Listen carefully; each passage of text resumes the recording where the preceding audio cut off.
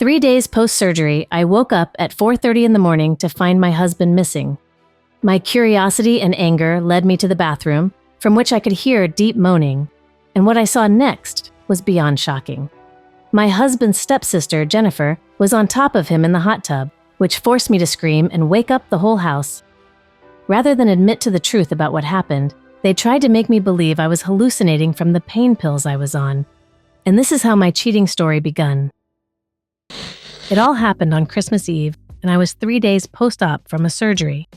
My husband's stepsister, Jennifer, isn't from here and flew down for the festivities, in which everyone but me stayed up drinking. I went to bed. I kept waking up through the night, but my husband was nowhere to be found. And at 4:30 in the morning, I felt the need to get out of bed, and to be honest, I was pissed and wondering why the hell my husband wasn't here. I went upstairs and didn't hear anything, but as I got closer to the bathroom door, I could hear moaning, and I couldn't help but wonder who the heck it was. It never even crossed my mind that it could be my husband. I sneakily opened the door and could tell it was Jennifer, and all I could see was her on top of my husband in the hot tub, making out like animals. I was shocked, disgusted, and outraged. I screamed, "You incest freaks! This is the most disgusting shit I've ever seen in my life." I woke up the whole house, after which Jennifer and my husband began to say I was crazy, on pain pills, and having some sort of psychosis. They made the family think I was nuts for a whole week, and to be honest, I was starting to believe it myself because what I saw was crazy. Fast forward a week and my mental health was done. I was a mess. I then told my husband, "Listen, if you don't admit to what happened, I have no choice but to leave you because I'm going crazy." He then cried and admitted it, saying that all they did was kiss and dry hump, which is why she was moaning, but who knows. He then said that the Christmas previous to that one, she tried to kiss him, but he pushed her off and said no. He went with the narrative that he was blackout drunk, and she was crying and hugging him, then jumped his bones.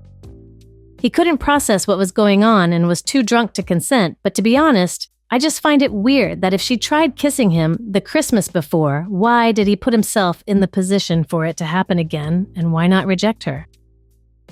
Anyway, Jennifer and my husband gaslit me for a week, which made me feel like I was losing my mind. When I told Jennifer that he admitted to what happened, she called me names, saying that I'm a stupid bitch and no one will believe me. Obviously, I've cut her off and told the whole family, and neutrally, they're shocked and disgusted. I know that I should leave my husband, but we have 2 kids, and otherwise, he's an amazing husband in every other way, so I'm really hoping that nothing more happened, and it was only these times, but I find it hard to believe that this hasn't happened on more occasions. My question is, how do I set appropriate boundaries since it's a family member? All this is too heavy and painful, and it'd be a lot easier in a sense to leave him because I will never really be able to avoid his family. But we have kids, we own a house, and there are so many variables.